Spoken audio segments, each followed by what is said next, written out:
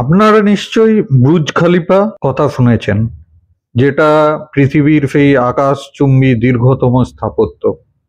বর্তমানে সমস্ত ধনকুবেরদের ওখানেই আবাসস্থল হয়ে উঠছে।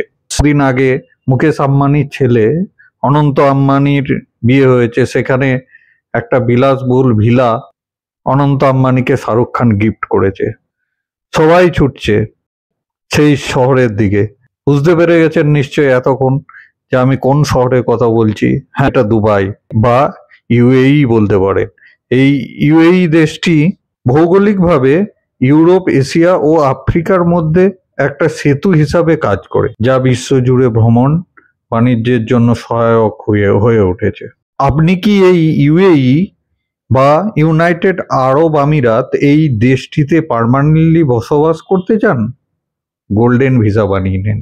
হ্যাঁ, গোল্ডেন ভিসা, যেটা নিয়ে এই কিছুদিন ধরে চলছে প্রচন্ড রকম আলোচনা। এর কারণ হচ্ছে মাত্র 23 লক্ষ টাকায় আপনি গোল্ডেন ভিসা পেয়ে যাবেন। তারপর আপনার ফ্যামিলি নিয়ে ওখানে সেটেল হয়ে যান, ব্যাস। গোল্ডেন ভিসা নিয়ে তো বলবোই, তার আগে আমাদের জানা দরকার এই ইউএইতে ভারতীয়রা কেন এত ছুটছে, কি তারা সুবিধা পাচ্ছে। হ্যাঁ, সেটা আগে আলোচনা করা যাক। প্রথমত, এখানে আছে বিশাল তৈল ভাণ্ডার, যা ইউএইর অর্থনীতিকে অন্য উচ্চতায় তুলেছে। আর এর সঙ্গে যোগ হয়েছে পর্যটন, রিয়েল এস্টেট, প্রযুক্তির মতো খাদে ব্যবসা বাণিজ্য। এখানে পৃথিবীর প্রায় সমস্ত বড় বড় কোম্পানিগুলি অফিস খুলে বসে আছে। এর ফলস্বরূপ প্রচুর জব বা কাজের সুযোগ রয়েছে। এখানে প্রতি বছর 4,18,000 চাকরির সুযোগ রয়েছে। জনসংখ্যা কম হওয়ায় স্কিলফুল লোকেরা পায় প্রচুর মাইনের জব।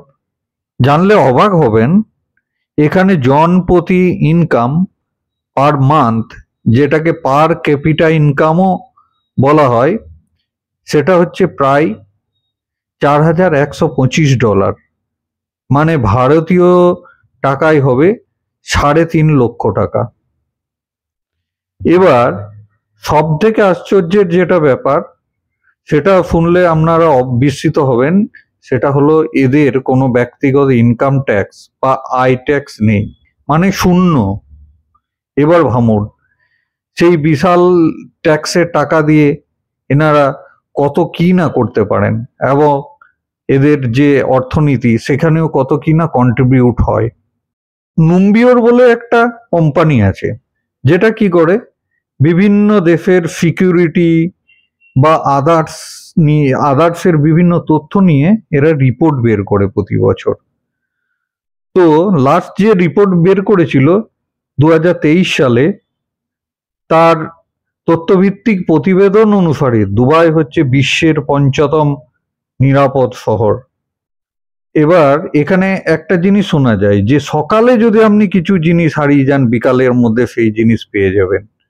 এছাড়া এখানে ভিক্ষাবৃত্তি করা একটা আইনত অপরাধ। কেউ যদি সেরকম করে আর ধরা পড়ে, তাকে জেলে ভরে দেওয়া হবে। তাই এখানকার আর্থিক সমৃদ্ধি, সেফটি, সিকিউরিটি, পরিষ্কার পরিচ্ছন্নতা, জব অপরচুনিটি, ব্যবসা বান্ধব সমাজ ব্যবস্থা, হাই ইনকাম, উন্নত মানের স্বাস্থ্য ব্যবস্থা ইত্যাদি অন্য দেশের মানুষকে বারবার বসবাসের জন্য আকর্ষণ করেছে এই দেশ। আর এই গোল্ডেন ভিসাই হলো ইউএইতে বসবাসের চাবিকাঠি।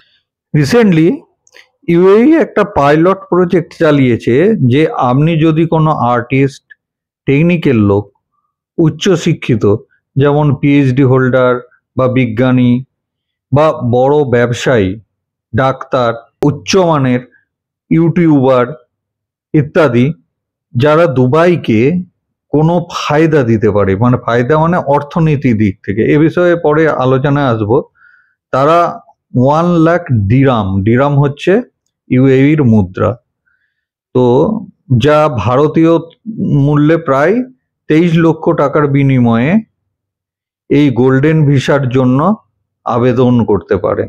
এবার আপনার অ্যাপ্লিকেশন গ্রাহ্য হলে আপনি প্রথমে পরে সপরিবারে দুবাইয়ে চলে আসুন। হ্যাঁ, বিশেষ এখানে আলোচনা হচ্ছে কেন, এই গোল্ডেন ভিসার জন্য এর আগে যেটা অ্যামাউন্ট ছিল, আপনাকে 5 করোড় বা 5 কোটি টাকা আপনাকে ইনভেস্ট করতে হতো। এবার ভাবুন সেটা কমে 23 লাখ বা 23 লক্ষ টাকাতে চলে এসেছে। তাই এটা বিশেষভাবে হাইলাইটেড হচ্ছে।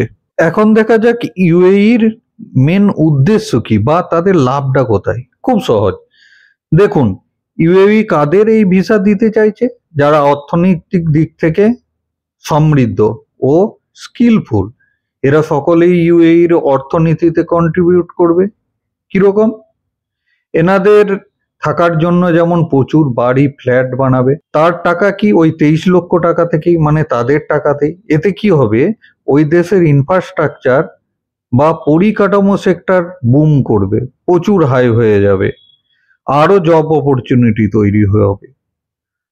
আর তার সবচেয়ে থেকে বড় ব্যাপার, তাদের দেশের টাকা যেটা ইন্ডিয়ানরা বাড়িতে পাঠাচ্ছিল, মানে ইন্ডিয়াতে পাঠাচ্ছিল, সেটা কি হলো, সেটা পাঠাবে না, তার তো পরিবার ওখানেই, তাহলে তাদের টাকা সেখানেই রয়ে গেল এবং তাদের দেশেই খরচা হবে। দ্বিতীয়ত স্কিলড এমপ্লয়ীদের অভাবও পূরণ করবে। ওখানে এমনি জনসংখ্যা কম, তাই কি হলো, ওখানে যে ইঞ্জিনিয়ার, ডক্টরস, প্রত্যেকের যে অভাব আছে সেটা ওদের পূরণ হয়ে যাবে। এবার দেখা যাক এতে আমাদের কি ক্ষতি হতে পারে। হ্যাঁ, এর জন্য একটা রিপোর্ট বেরিয়েছে, সেটা বের করেছে আরবিআই, যেটা হচ্ছে আমাদের ন্যাশনাল ব্যাংক, রেমিটিজ নিয়ে। রেমিটিজটা কি, আমাদের যে এনআরআই মানে আমাদের দেশের লোকেরা বাইরের বিভিন্ন দেশে, যেমন আমেরিকা আছে, ইউএই আছে, বা আদার্স বহু দেশে, অস্ট্রেলিয়া আছে, জার্মানি আছে, যে কাজ করে, তারা কিন্তু ইন্ডিয়ারই নাগরিক। এবারে কি, তাদের উপার্জিত অর্থ আমাদের এখানে আসে। এর ফলে কি হয় না, আমাদের অর্থনীতি অনেক এনরিচড হয়।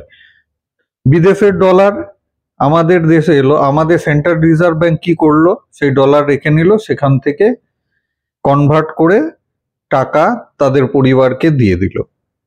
তাতে কি হলো, আমাদের অর্থনীতি প্রচুর স্ট্রং হচ্ছে।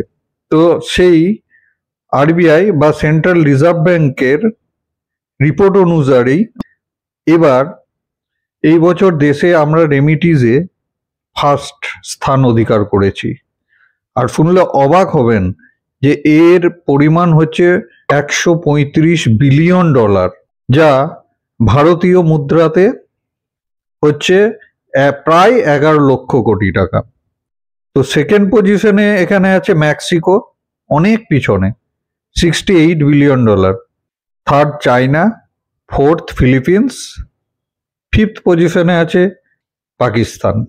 এবার এই যে রেমিটিজ, হিউজ পরিমাণ রেমিটিজ আসছে আমাদের দেশে, তার ম্যাক্সিমাম কিন্তু আসছে আমেরিকা থেকে।